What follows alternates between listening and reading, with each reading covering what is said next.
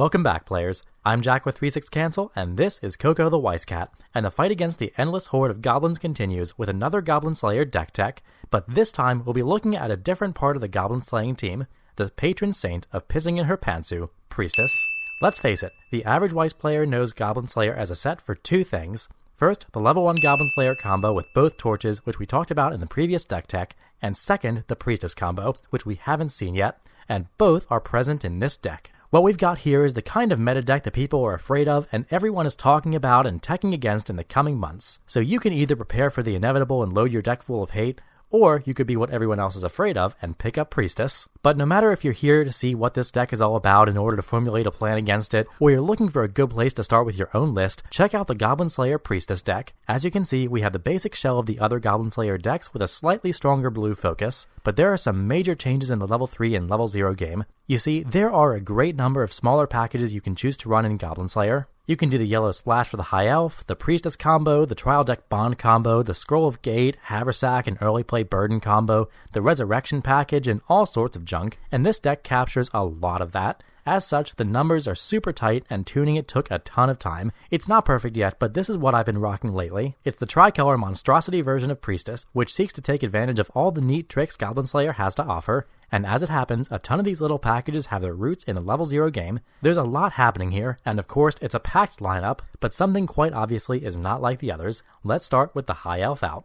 Envy for the Unknown High Elf Archer might not be in our primary colors, but she's a great runner. She runs for free to any slot, and when she attacks, you can choose 2 of your characters in your waiting room, shuffle them into your deck, and she gets +1 soul until the end of turn. So you can do this each turn she attacks, which makes her an even more threatening runner. Not only does this allow you to put lots of early pressure on your opponent if you need to, she also shovels key targets back into your deck since this deck doesn't have a ton of waiting room access. But primarily, she's the best yellow 0 that we can splash to play our level 3 High Elf Archer later. The Yellow Splash IMO is pretty worth it for that utility, and she's a great way to open the game no matter what. Next up, we have True Bond's Goblin Slayer. Now, we haven't seen him before, so let's break him down. First, when he's reversed, you can top check 3 for a character, then pitch 1. And second, he has an alarm effect, where if he's at the top of your clock at the start of your climax phase, you can peek at the top 2 cards of your deck. So this tells you how your attack's going to go, which is super useful, especially in this deck. But he's a 4 of, and that's super heavy considering how tight this deck is on level 0s and the stiff competition it has. Well, that's because it's a part of another package, the Priestess package, and it won't surprise you that this is the clock early play condition for our level 3 Priestess, and since Priestess is the name of the game,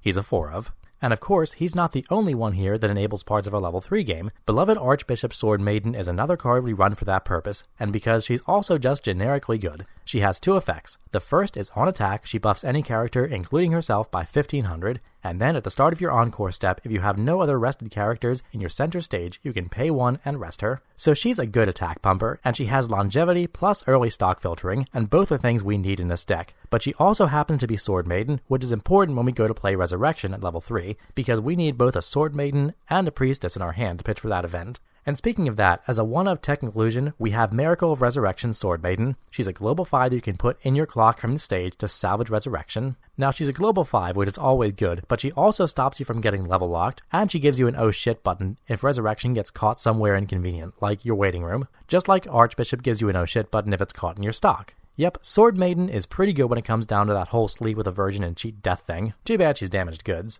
But you know who else is damaged goods? Cowgirl. But don't worry, I still love her. In fact, I love her enough to run 2 of this box topper promo, but I have to admit, the card is pretty nuts. On play, you can perform the following abilities. Reveal the top card of your deck, and if it's an order character, add it to your hand and pitch a card. Then you can pitch an order character to draw a card if you want. Now, the reveal is mandatory, but the drawing isn't, but they both happen at the same time and you can do them in any order you want. Generally, you'll perform the reveal first, but the big and stupid thing about this card is that it lets you draw into climaxes and events while confirming a top check, and that means you can get combos off that you just have no business doing that turn. She's probably the best box topper in English right now, and a major boon to our deck since she helps us keep our engines running. Cowgirl also helps filter our hand and options in a moment of peace. When she comes in, you can pitch a climax to salvage a character, and or pitch a torch to salvage a character. This Cowgirl lets you switch up 2 cards in your hand to 2 totally different things, which can completely reshape your options. And again, she gives you access to the waiting room, as well as a path to whatever cards you want as long as you can get your hands on a climax or a torch, which in this deck you'll find is pretty damn easy. Great tech inclusion, would recommend. And as our last tech inclusion, we pack one of the trial deck drop searching priestesses. She also top checks when she comes into the top or bottom of your deck, which you can do before or after your search. It's another great way to confirm top checks and triggers, and the flexibility of a drop searcher is super clutch in a deck full of 1-ofs. Ordinarily, we wouldn't be able to get away with such a diverse package, but tools like this Priestess, the Cowgirls, and of course the myriad of other unfair things you'll see later gives us the flexibility to build dangerously. Finally, we have the Brainstorming Priestess to round out our level 0. She's a tap self-searching brainstormer, which is great 100% of the time, and when your trigger reveals an event, you can give a character plus 2k until the end of turn. And since this is one of the most event-heavy decks in English at a whopping 7 events and 50 cards, that means about 14% of the time you'll just get to add 2k power to whatever you want during your attack. Seems real good. Oh, and did I mention she's called Priestess, which we also need for Resurrection? Oh yeah, it's all coming together. Right into our level 1 game, and hey, look at all these choices. Again, just like last time, we play almost as many events as characters because Goblin Slayer's level 1 combo is dumb. Precise Tactics Goblin Slayer, a 1/0 4k that's 6k if you're playing the game, and he climaxes on a gate. When you attack, and battle with one's life at stake is in your climax zone, you can perform one of the following options: search your deck for an event called Torch, or salvage an event called Torch. And always keep in mind you can look at your waiting room at any point, so always check there first to make sure you have any left. Because this combo basically doesn't miss, ever. It's a huge free level 1 wall that gets you a free card for doing nothing. Goblin Slayer is just cool like that, and Torch is nothing to sneeze at either. Again, there are 2 versions, one from the trial deck and one from the main set. We mix the 2, but you can't play 8 of them obviously, so we run the trial deck Torch as a 3-of, and it's an Akatsuki event that you can play on your turn or as a backup. Control your compression, find your pieces, and screw with your opponent's math. It's good, dude. And speaking of screwing with your opponent, we have the other Torch. If you don't have Goblin Slayer, you can't play it, but if you do, you can take one of your opponent's characters, any character, and move it to any open position of their stage. I don't think I need to say that this is an extremely powerful effect for a 1/0 event, at literally any point in the game, and we're only running one of it. Does that tell you something? Because it should tell you 2 things. First, that the other Torch is just that bonkers amazing, and second, that it's so incredibly easy to get this Torch when you need it that it doesn't matter. This combo is stupid. Who printed this? It punishes you for attacking into it, it punishes you for not attacking into it, and it punishes you for level bombing them away. You can't win. Anyway, there's no question as to why this is the majority of our level 1 game, but still, we've got 2 more Priestess additions. There's obviously the level 1 backup, because adding 2k to your free Goblin Slayers for nothing is stupid. But then there's Innocent Maiden Priestess and her lewd-ass thighs, and this card is not okay. It's a global 1k boost on your opponent's turn, meaning that your level 1 Goblin Slayers are now 7k, and when you play a climax, you can give 1k to 2 characters, so free power. And since winning the board game and stage presence is one of the best elements of your game plan, this card's great. And let's face it, that's some good art right there. Okay, so the level 1 lineup is extremely strong. Torches, Goblin Slayers, and Priestesses take up the lion's share of our strategy early game, and a ton of this deck's strong tech starts at the level 3 lineup, so it's no wonder there are only 2 cards at level 2. First up, it's another event making 5 so far that we've seen, and a single level 2 Priestess. Always Together Priestess gives all level 3s in front of her plus 2k, and it discard bonds for a 1-of finisher called Masked Figures named Goblin Slayer. Again, this is the kind of card that lets us get away with so many 1-ofs, and it helps us in a big way when we're trying to win the power battle during the mid-game, because we absolutely want to. And then there's Haversack, which salvages a Torch or Scroll of Gate. It lets us recur our events in a stupid way, and it's basically running a 5th Torch that lets you use the Move Torch twice in a turn, which is mad gay. When you start chaining this with the early play Event Searcher, the Cowgirl Torch Salvager, and other filtering elements, your opponent will think you're a real douche canoe. I see this as an absolute win. Okay, the level 2 was small potatoes compared to the level 3. And as you can see, this deck's pretty top-heavy, but this is also where all of our little packages and tricks come out. And we don't have to wait until we have 3 cards in a level zone for that to happen, because hey, after all, this is the Priestess deck. So let's have a look at the deck's archetypical card, Pure Aid Priestess.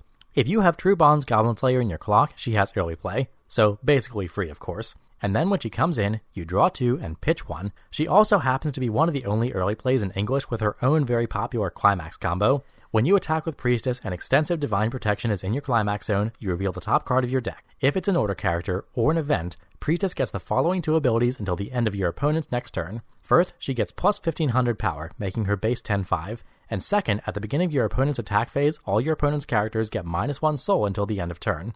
And yes, this stacks. So if you have 3 active Priestesses, this is a global -3 soul across the board. It also comes out early, Priestess digs for her own combo, and the effect is 100% free. Her Climax is also a pans, meaning it triggers to salvage itself. Oh, and the clock early play condition alarms so you can check your triggers. Let's be conservative and say that you get 2 Priestesses out and hit twice since you know your triggers, and you give your opponent -2 soul across the board. So with a climax, your opponent is now swinging for 0, and God help them if they don't have one. There are only 2 options with Priestess: deal with her or lose. Because if Priestess lives, you can no longer deal damage to your opponent. This is also the reason that the deck has a good chunk of power boosts. Look, this card is dumb, and you either answer it or you get rolled, and I know how much every card player dreams of playing cards like that in their deck, hence Priestess. She's a curb stomper. See, who needs a finishing combo when you have this? Well, despite not having a climax combo to finish, we do have ways to kill our opponent when the time finally comes. But first, one more utility inclusion.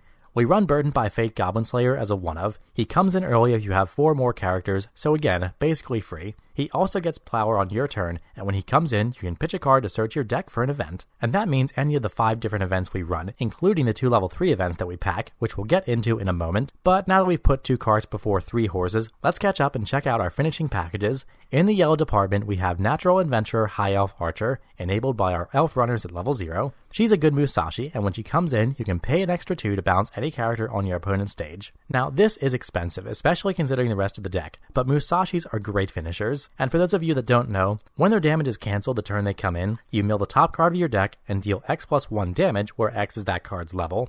And this Musashi comes with options that would make the best car salesman cream his 3-piece suit. Because this is like a car with ridiculous gadgets. They may make it more expensive, but when there's a level 3 rider on the board with an active combo, or Rio bodyguard with 20k power and burn, you're glad you have them. Sorry, that one kinda got away from me. Let's just start fresh with our last finisher. Masked Figure Goblin Slayer, the burn 2 from the trial deck. It's pay 3, making this option quite an expensive one, but again, it's invaluable when you need it. And he has another ability that he can be backed up against, which makes his on reverse burn face value, and that's cash money.